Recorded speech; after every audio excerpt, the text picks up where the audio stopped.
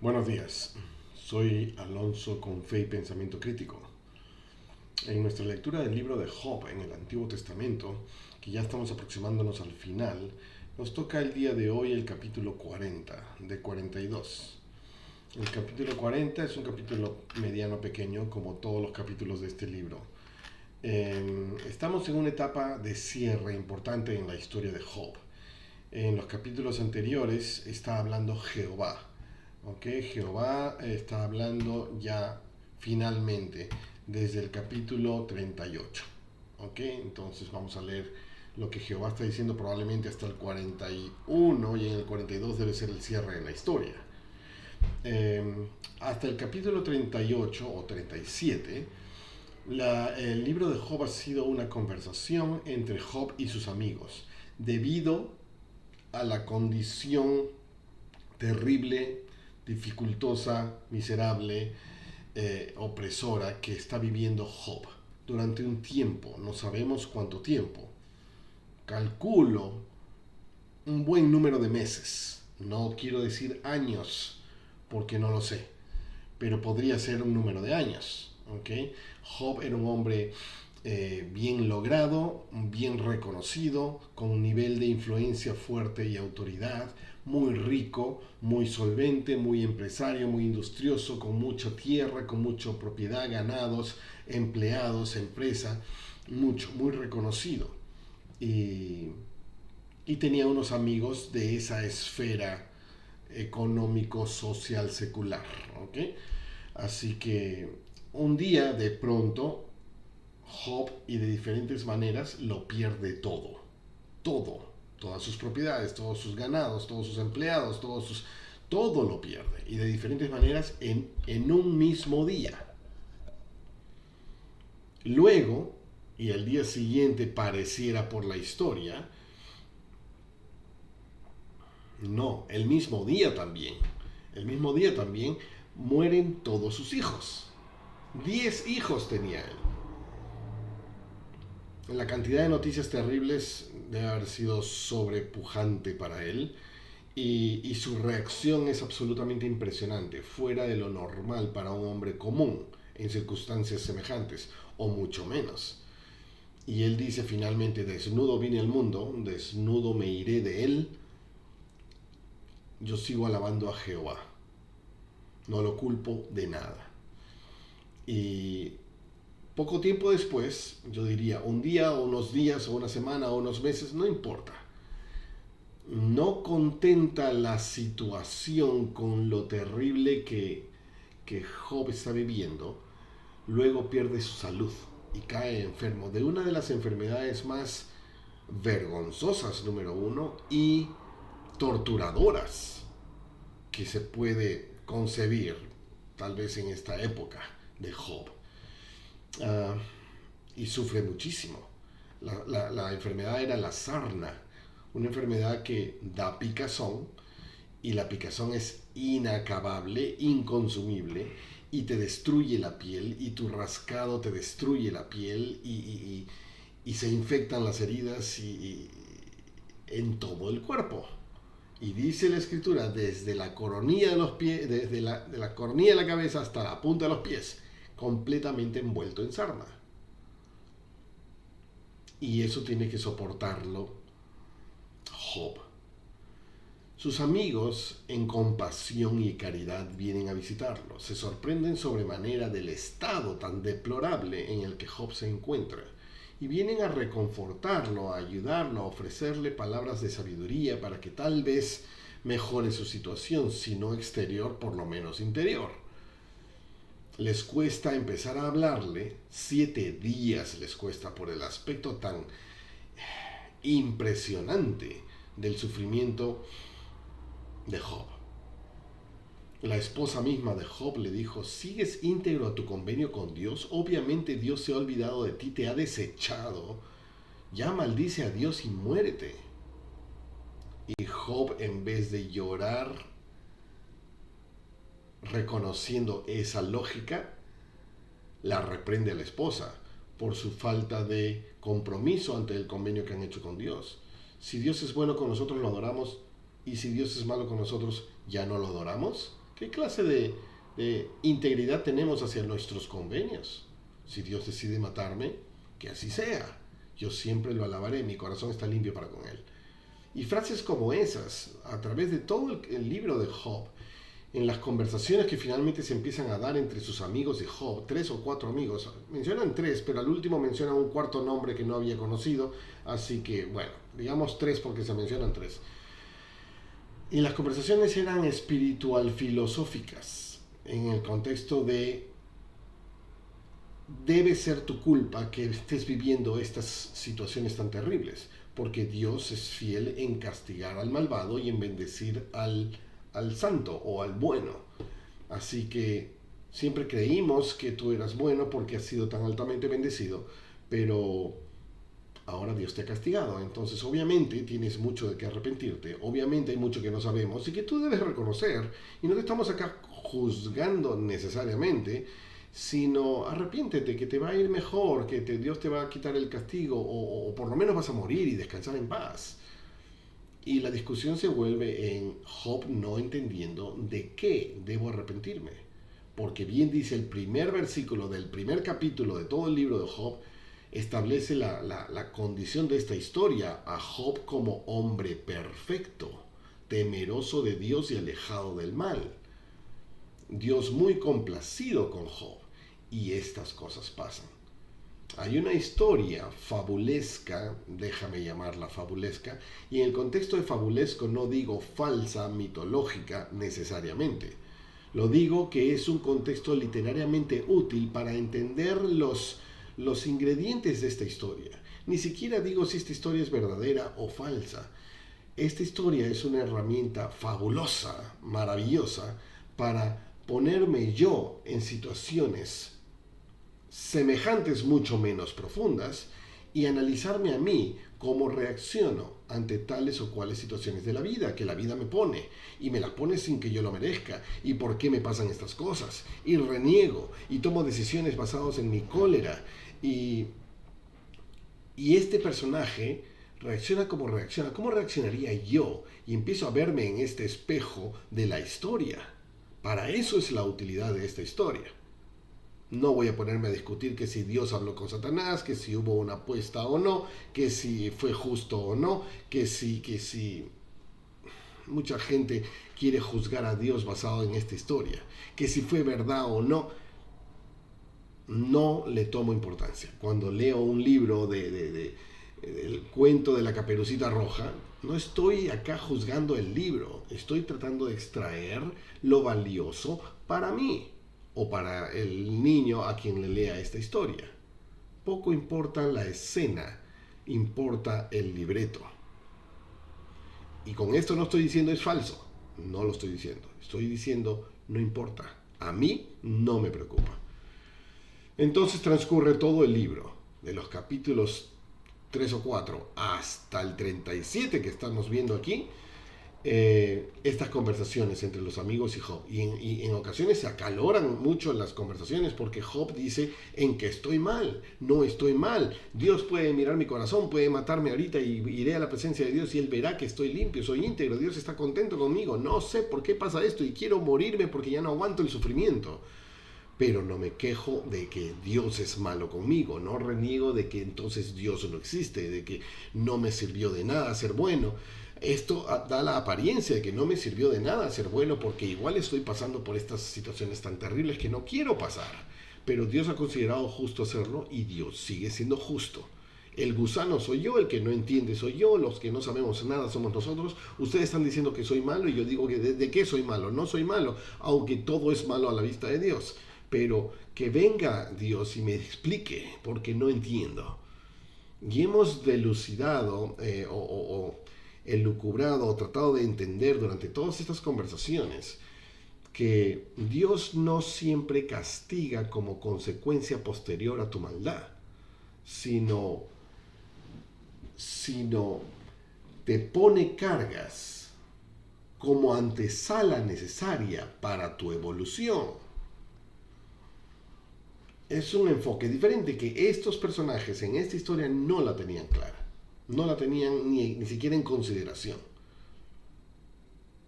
El mismo Job dice, no sé por qué. pero no por eso digo Dios es malo. Los amigos le decían, ¿por qué eres malo? Arrepiéntete y cállate. Y así fue la discusión. Filosófica, poética, muy bien armada. eh, y ya. ¿Ok? Finalmente se acaba la conversación. Eliú concluye diciendo: Dios gobierna las leyes de la naturaleza, Dios reina con terrible majestad. Y en pocas palabras le dice: cállate y acepta y arrepiéntete y ya está. Nunca se salieron del enfoque de que tienes que estar, tienes que ser malo, eres malo, es evidencia que eres malo porque Dios te está castigando. Y la confusión de Job y tratando de defenderse, no, ¿y de qué? Entonces en el 38 Dios empieza a hablar. Dios pregunta a Job dónde estaba él cuando se fundaba la tierra. Ya Job entra en sus debates autodefensivos con sus amigos. Pareciera que en ciertos momentos entra en una situación de soberbia, altanería, de que yo soy bueno y Dios sabe y yo soy bueno y no tengo nada de que arrepentirme. El simple hecho de decir eso ya es no tan bueno, ¿no es cierto? Entonces Dios empieza a hablar. ¿Cómo ocurre esto? No lo sé. Pero dice Dios, entonces respondió Jehová a Job desde un torbellino. ¿Okay? ¿Es esto un efecto, un evento físico, un evento real? Y ahí se arma un torbellino y empieza a oírse la voz de Dios. ¿Solo la oyó Dios o también los amigos que estaban presentes? ¿O esto ocurrió después que los amigos se fueron? ¿O mientras los amigos dormían? ¿O fue un sueño? No importa. Lo que importa es el mensaje.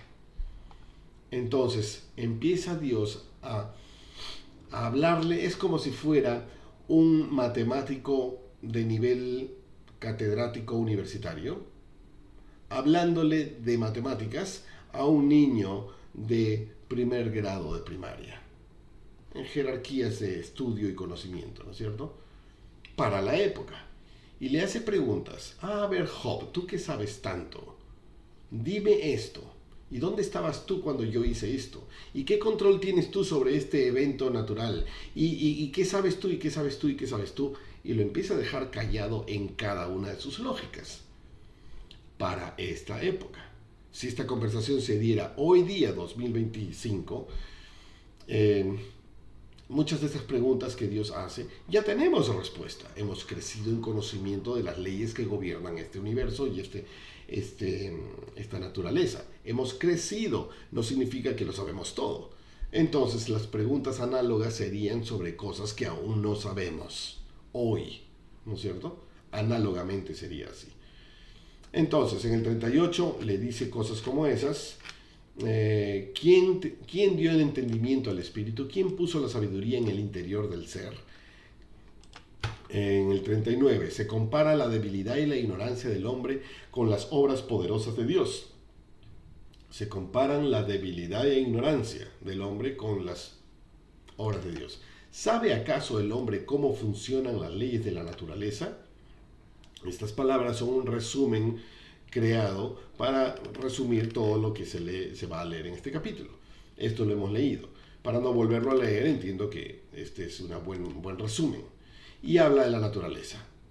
Habla de los animales, de los ciclos de los animales, las cacerías, los alimentos, los estilos de sobrevivencia y los instintos animales y cuánta cosa, diferentes, ¿ok?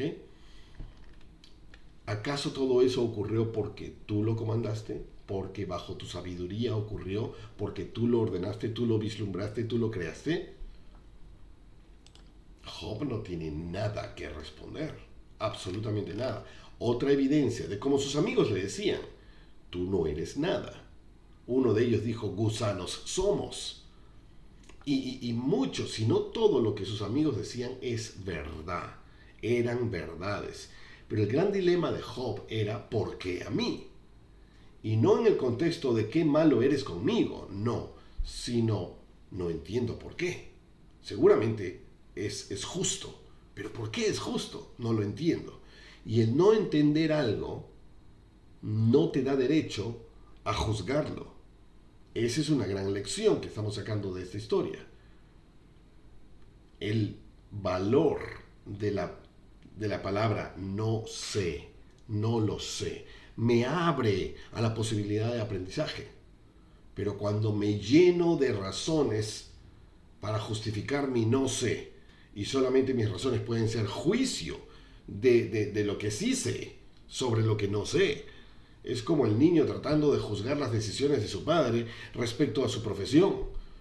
No tiene nada que pensar, ni decir, ni juzgar. Simplemente no sé. Será mejor porque él sabrá por qué. Esa debe ser nuestra posición cuando no sabemos, en vez de agarrarnos de cualquier cosa que trate de justificar aquello que no sé, en base a lo que sí sé. Si yo solamente sé 1, 2, 3 y estoy tratando de justificar o entender el número 27, con 1 y 2 y 3 no puedo. Entonces digo que no existe el 27, solamente el 23 o el 23 o no sé qué es 27, es 27 y este 7 no existe porque solo tengo 1, 2, 3. Entonces eso es falso. Me equivoco porque estoy tratando de juzgar con lo que tengo a algo que no entiendo. Eso fue el error de los amigos. Y Job decía simplemente, no sé. Y Dios le está demostrando todo lo que no sabe. Y así entramos al capítulo 40. Este es el capítulo de hoy y no va a parar Jehová. Jehová está todavía hablando. Dice, versículo 1, entonces respondió Jehová a Job y dijo, respondió Jehová a Job. ¿Qué dijo en el capítulo anterior? Hay una pregunta, pero la hace Jehová mismo. Job no ha hecho la pregunta. Jehová pregunta y como no hay respuesta, Jehová responde. ¿Ok? Y la pregunta era respecto a la naturaleza. ¿Se remonta el águila por tu mandato y se pone en lo alto de su nido? Ella mora y se aloja en la peña, en la cumbre del peñasco y en lugar inaccesible. Desde allí acecha la presa, sus ojos observan de muy de lejos, sus polluelos chupan la sangre y donde hay cadáveres, allí está ella. ¿Quién ella? El águila. Esa es la pregunta, es una evidencia. ¿Tú ordenaste esto? ¿Es por tu mandato, por tu sabiduría? ¿Vuela el gavilán por tu sabiduría? La pregunta está hecha y en el capítulo siguiente empezamos con la respuesta del mismo Jehová a la pregunta que Jehová mismo hizo. Y dice, ¿es sabiduría contender con el omnipotente? Bingo, lo que estoy tratando de decir. ¿Cómo puedo juzgar lo que no entiendo en base a lo que creo que entiendo? Me faltan ingredientes para saber. Cuando tenemos fórmulas o problemáticas, un problema en matemáticas, trato de aislar las variables del problema.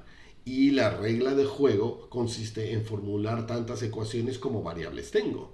Porque si tengo 3 variables y tengo 3 ecuaciones, puedo hallar los valores de cada una de las variables. Si tengo 10 variables y tengo 10 ecuaciones, puedo hallar el valor de todas las variables. Pero si tengo menos ecuaciones que variables, entonces hay una variable que no podré, y por ende las demás, no podré saber su valor. Y si tengo menos ecuaciones que variables, más ignorante estaré. Una ley muy simple de las matemáticas. Entonces, ¿por qué digo esto? Porque tratamos de juzgar algo que tiene mucho más cosas que no entiendo, variables, en base a cosas que sí tengo, mis ecuaciones, mis leyes que sí entiendo y conozco, que son estas 3, y tengo 100 variables y tengo 3 ecuaciones. No puedo. Y no por eso voy a decir, es falso. No, hierro en el intento, ¿no es cierto? ¿Es sabiduría contender con el omnipotente? ¿Es sabio discutir con quien sabe más que tú? El que disputa con Dios responda a esto. Entonces respondió Job a Jehová y dijo, ahora Job habla. ¿Ok? Esto vamos a marcarlo porque es una pregunta callabocas muy importante. Pero Job responde y dice, he aquí, yo soy insignificante. Palabra clave aquí. Yo solo sé que nada sé. Eso es importante. ¿Qué te voy a responder? ¿Qué te responderé? Mi mano pongo sobre mi boca. Cualquier cosa que diga será un error, ¿no es cierto? Una vez he hablado y no responderé. Una vez he hablado, o sea, ya hablé, no creo que sea una posición de ya dije lo que dije, o sea, no te voy a repetir. No, sino ya hablé, ya arruiné con mi boca. Cualquier cosa que diga está mal. Aún dos veces, mas no volveré a hablar. No volveré a meterme a mí mismo en error.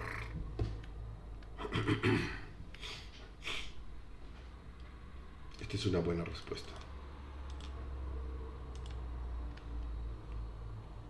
Entonces respondió Jehová a Job desde el torbellino otra vez, y dijo: Cíñete ahora como hombre tus lomos, ajustate el cinturón. Yo te preguntaré y tú me lo harás saber. Lo está presionando y apretando contra la pared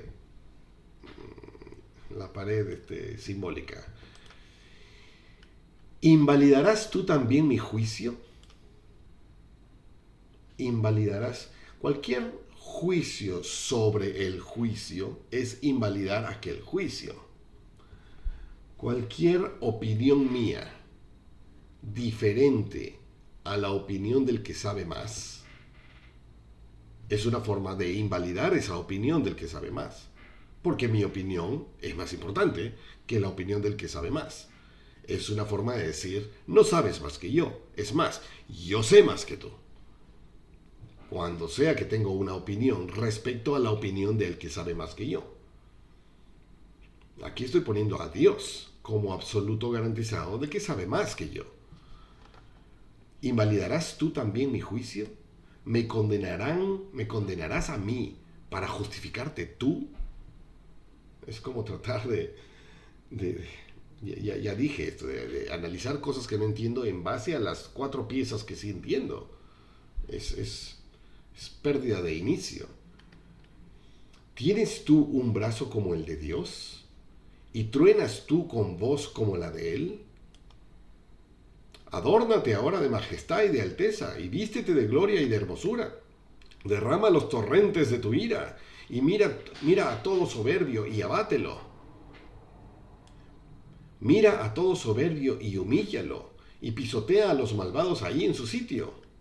Entiérralos a todos en el polvo, venda sus rostros en lugar oculto. Entonces yo también reconoceré que tu diestra podrá salvarte. Tu diestra, tu brazo, está hablando de tu brazo derecho, ¿no es cierto? Tu diestra es tu brazo derecho, pero acá le empieza preguntando, ¿tienes tú un brazo como el de Dios? Poder, capacidad. No está hablando del músculo fuerte, no, sino poder y capacidad, y es más, autoridad. Entonces juzga y somete a los malos y haz lo que crees que tú tienes poder para hacer. Si lo haces, entonces dice, yo también reconoceré que tu brazo podría salvarte a ti mismo. Si tú puedes, hazlo. Y si lo haces, lo reconoceré. Pero no puedes. Vamos a enlazar estos dos versículos. No, solo la primera línea con entonces reconoceré. ¿Ok? He aquí, habla Jehová. He aquí ahora el Behemoth. ¿Qué es esto? Behemoth. O sea, el hipopótamo. Ok, un nombre diferente para algo que conocemos. He aquí ahora el hipopótamo, al cual yo hice junto contigo. Todo lo que ves, yo lo hago. Yo lo hice, yo lo he hecho. Come hierba como el buey. He aquí ahora, su fuerza está en sus lomos, y su vigor en los músculos de su vientre. Su cola mueve como un cedro, y los tendones de sus muslos están entretejidos, súper fuerte. Sus huesos son fuertes como bronce, y sus miembros como barras de hierro. Él es el principio de las obras de Dios. El hipopótamo. No creo haber leído esta frase antes. Solo Él que lo hizo puede hacer que se acerque Él a su espada. No, otra vez. Solo Él que lo hizo, no está diciendo solo el que lo hizo, sino solo Él que lo hizo puede hacer que se acerque a Él su espada. Ok, Ok, entonces, solo su creador puede destruirlo. Eso es lo que estoy entendiendo acá. Ok, solo su creador puede destruirlo. Está mencionando como ejemplo a una de las criaturas más fuertes que hay. Y solo el creador de esa criatura puede destruirlo. Parece que en esta época nadie podía meterse con los hipopótamos, aparentemente. Ciertamente, los montes producen hierba para él, y toda bestia del campo retosa allá, descansa allá, en la hierba del campo de los montes.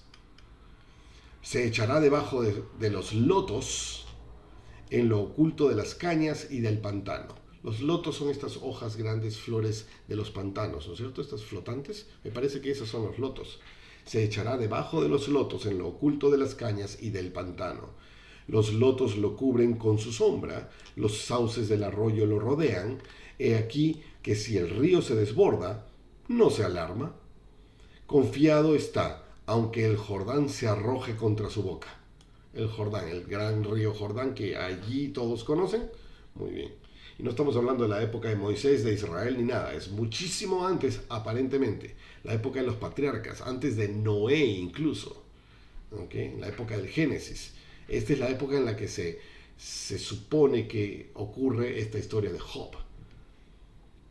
Y ya hablamos del Jordán. He aquí si el río se desborda, el hipopótamo no se alarma. Está confiado, aunque el Jordán se arroje encima de su boca, contra su boca. ¿Lo atrapará alguno cuando sus ojos vigilan? Aparentemente en esta época nadie podía atrapar un hipopótamo. Hoy en día sí. Entonces, no nos perdamos con el error comparativo o la diferencia comparativa. Extraigamos la enseñanza de la analogía intentada aquí, ¿no es cierto? ¿Lo atrapará alguno cuando sus ojos vigilan? O sea, cuando está atento, cuando está en ataque o en guardia. ¿Horadará su nariz la trampa? ¿Horadará su nariz la trampa? ¿Hay alguna trampa que va a la nariz de los hipopótamos? No sé nada de cacería de hipopótamos, ¿ok? Pero pareciera que hay una trampa que horada hace hueco a la nariz de los hipopótamos. Y cuando se ven atrapados por esa trampa, entonces puedes controlar todo su cuerpo casi, porque está atrapado y la nariz es un punto muy doloroso, sensible. Sí existía, pero si está atento, no puedes. No va a caer en la trampa. Eso es lo que dice cuando sus ojos vigilan. Ahora, me imagino que todo este ejemplo del hipopótamo tiene un propósito, un punto, un cierre, una moraleja que Dios está queriendo dar.